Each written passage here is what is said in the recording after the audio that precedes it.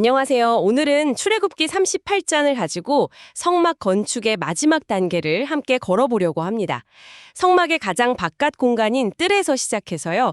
그 공간을 이루는 벽을 살펴보고 마지막에는 이 모든 것을 지탱하는 가장 근본적인 문제, 바로 돈 이야기까지 나눠볼 건데요. 이 고대 건축 명세서가 오늘 우리에게 어떤 놀라운 통찰을 주는지 그 숨겨진 의미를 한번 찾아보겠습니다. 네, 정말 잘 지어진 건축물을 탐방하듯 그 동선을 따라가면서 하나씩 뜯어보는 시간이 될 것 같습니다. 이게 그냥 설계도가 아니라 그 안에 공동체의 신앙과 정체성이 어떻게 담겨 있는지 발견하는 재미가 있을 거예요. 좋습니다. 그럼 그 여정을 시작해보죠. 성막들에 들어서면 가장 먼저 눈에 띄는 거대한 놋 기구가 두 개가 있습니다. 바로 번제단과 물두멍이죠. 먼저 번제단부터 이야기해볼까요? 보통 제단이라고 하면 제물을 올려놓는 돌 테이블 같은 이미지가 떠오르는데요. 그런데 이 제단 자체가 단순한 가구가 아니라 더 깊은 기능을 한다고 하셨어요. 어떤 의미인가요? 네, 아주 중요한 지점입니다. 제단은 그저 제물을 올려두는 장소가 아니었어요. 그 위에 놓인 제물을 거룩하게 만드는 힘 그 자체를 가졌습니다. 그래서 신학적으로는 예수 그리스도께서 우리를 위한 속죄 제물이 되셨을 뿐만 아니라 동시에 그 제물을 거룩하게 하는 제단 그 자체가 되셨다고 말하는 거죠. 그 차이가 굉장히 크군요. 만약 예수님이 제물이기만 했다면 그 제물을 가치 있게 만들어줄 또 다른 무언가가 필요했다는 뜻이 되니까요. 하지만 제단과 제물을 겸하셨다는 건 그분의 희생이 다른 어떤 것에도 의존하지 않는 그 자체로 온전하고 완벽한 구원의 행위라는 의미로 들리네요. 바로 그겁니다. 그분의 희생은 그 자체로 완전해서 다른 어떤 것도 필요 없다는 거죠. 우리가 드리는 감사나 찬양 같은 영적인 제물들도 마찬가지입니다. 그리스도라는 제단을 통할 때 비로소 하나님께 거룩하게 받아들여지는 거고요. 제단에 대한 이해가 확 깊어집니다. 자, 제단에서 희생 제사를 드린 후에 성소로 한 걸음 더 들어가기 전에 반드시 거쳐야 할 곳이 있죠. 제사장들이 손발을 씻던 물두멍인데요. 그런데 잠깐만요. 이 물두멍을 만든 재료에 대한 기록이 정말 뜻밖입니다. 회막문에서 수종드는 여인들의 놋 거울로 만들었다고요. 이건 그냥 스쳐 지나갈 수 없는 디테일인데요. 분명히 어떤 이야기가 숨어 있겠죠. 네, 여기에는 정말 강력한 신앙 고백이 담겨 있습니다. 이 여인들이 누구였을지 한번 상상해 보세요. 아마도 신약 성경에 나오는 예언자 안나 같은 사람들이었을 겁니다. 성전을 떠나지 않고 기도했던. 그렇죠. 안나는 과부가 된 후에 성전을 떠나지 않고 밤낮으로 금식하며 기도로 하나님을 섬겼던 인물이잖아요. 이 거울을 바친 여인들도 바로 그런 수준의 깊은 신앙과 헌신을 가진 이들이었을 겁니다. 하나님을 향한 마음이 정말 특별했던 분들이었군요. 그런데 왜 하필 거울이었을까요? 바로 그 지점이 핵심입니다. 고대 사회에서 놋거울은 표면을 아주 잘 닦아서 만든 귀한 물건이었어요. 여인들에게는 자신의 외모를 가꾸고 아름다움을 비추는 어쩌면 자존감과 연결된 소중한 도구였을 겁니다. 그런데 그 거울을 녹여서 물두멍을 만드는 데 바쳤다는 건 이런 고백인 셈이죠. 과거 나의 허용과 자기만족의 도구였던 이것을 이제는 하나님 앞에서 정결하게 되는 도구로 드리겠습니다. 와, 이건 단순히 비싼 물건을 기부한 차원이 아니네요. 자신의 과거, 어쩌면 자신을 향하던 시선 그 자체를 하나님께로 돌리는 상징적인 행위군요. 막달라 마리아가 자신의 가장 소중한 향유 옥합을 깨트려 예수님의 발에 부었던 그 장면이 겹쳐 보입니다. 정확합니다. 자신의 편의보다 하나님의 영광을 먼저 생각하는 헌신의 증거이기도 하고요. 거울이 없으면 당장 불편했겠지만 가장 좋은 품질의 놋이었기에 기꺼이 드린 거죠. 결국 이 물두멍은 자신의 외모를 비추던 거울이 자신의 내면을 비추는 도구로 변한 겁니다. 제사장들이 물두멍에 손을 씻으러 올 때마다 그 반짝이는 물 표면에 비친 자신의 얼굴을 보며 스스로를 돌아보지 않았을까요? 그러네요. 내 얼굴에 죄의 얼룩이 묻어있지는 않은가 하고 말이죠. 결국 우리에게도 이런 영적인 거울이 필요하다는 이야기로 연결되는군요. 그렇습니다. 야고보서 1장 23절에서는 하나님의 말씀을 듣고 행하지 않는 사람을 거울로 자기의 생긴 얼굴을 보는 사람에 비유하거든요. 보고 돌아서면 금방 잊어버리는. 네, 보고 돌아서서 금방 자기 모습이 어땠는지 잊어버린다는 거죠. 반대로 말하면 하나님의 말씀이 바로 우리 영혼의 상태를 비춰주는 거울이라는 뜻입니다.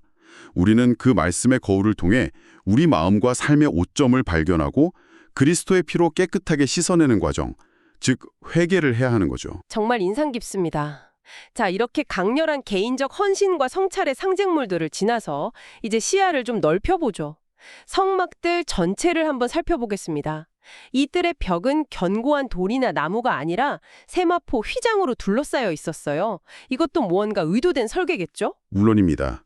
이 휘장으로 둘러싸인 뜰은 구약 시대의 교회를 상징한다고 볼 수 있습니다. 아, 이스라엘이라는 특정 민족 안에 제한된 공동체. 네. 하지만 중요한 건 그 담이 영구적인 돌담이 아니었다는 점입니다. 언제든 걷고 옮길 수 있는 휘장이었죠. 아, 그러니까 지금은 여기까지지만 이게 끝은 아니라는 암시 같은 거군요. 맞습니다. 교회가 영원히 한 민족에게만 갇혀 있지 않을 것이라는 일종의 예고편인 셈이죠. 마치 스타트업이 나중에 확장할 것을 대비해서 콘크리트 벽 대신 조립식 칸막이로 사무실을 꾸미는 것과 비슷하다고 할까요? 재미는 비유네요. 실제로 예언자 이사야는 훗날 이방인들이 교회로 들어오게 될 것을 예언하면서 네 장막터를 넓히며 너의 휘장을 아끼지 말고 널리 펴라 라고 말했는데 바로 이 성막의 구조가 그 예언의 씨앗을 품고 있었던 겁니다. 정말 놀랍네요. 유목민의 건축 양식 속에 미래를 향한 신학적 비전이 담겨 있었다니. 또 한 가지, 이 뜰이 거룩한 성소로 들어가기 위한 준비 공간, 일종의 완충지대 역할을 했다는 점도 중요해 보입니다. 네, 아주 중요한 역할입니다. 아무리 제사장이라도 곧바로 지성소로 뛰어들어갈 수는 없었습니다.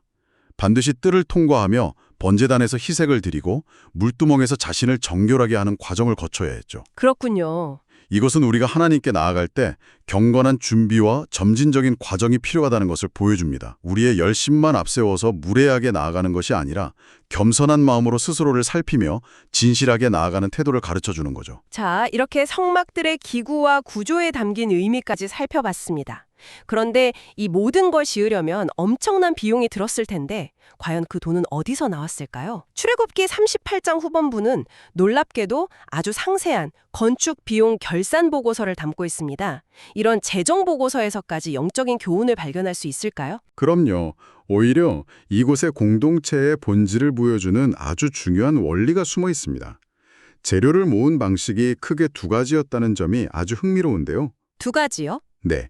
먼저 금과 놋은 백성들이 자발적으로 드린 예물이었습니다. 특히 금은 총 29탈란트가 넘게 모였는데 오늘날 가치로 따지면 정말 어마어마한 양이죠. 이것은 기쁨과 자원하는 마음으로 드리는 헌신을 상징합니다. 일종의 특별 헌금이나 기부금 같은 거군요. 그렇다고 볼 수 있죠. 반면에 은은 모으는 방식이 전혀 달랐습니다.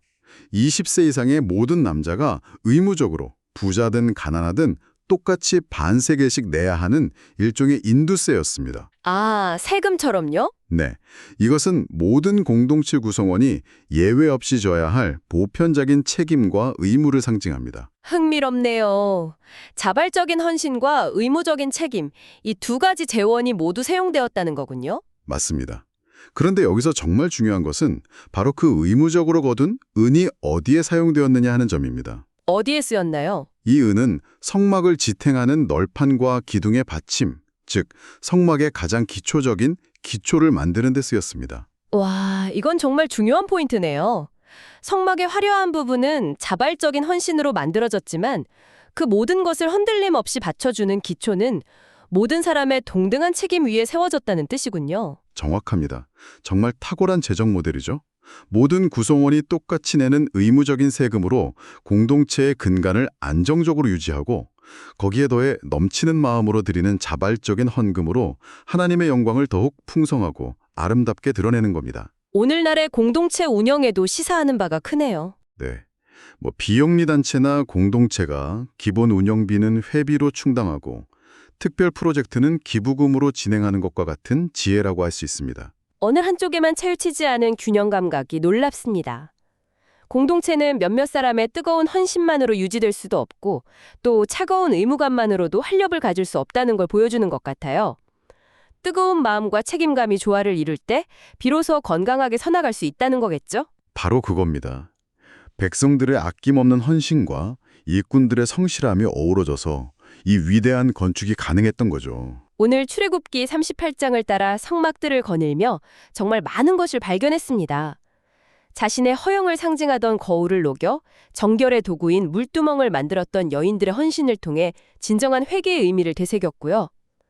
언제든 확장될 수 있는 휘장으로 된 담을 보며 닫힌 공동체가 아닌 모든 민족을 향해 열린 교회의 미래를 엿보았습니다. 그리고 마지막으로 금과 은을 모은 두 가지 방식을 통해 자원하는 헌신과 보편적 책임 모두가 하나님의 나라를 세우는 소중한 기초가 된다는 사실을 확인했습니다. 오늘 이야기를 마무리하면서 청취자분께 이런 질문을 하나 드리고 싶습니다. 성막의 기초를 이룬 은은 부자라고 더 내거나 가난하다고 덜 내지 않고 모두가 똑같이 반세겔씩 냈습니다.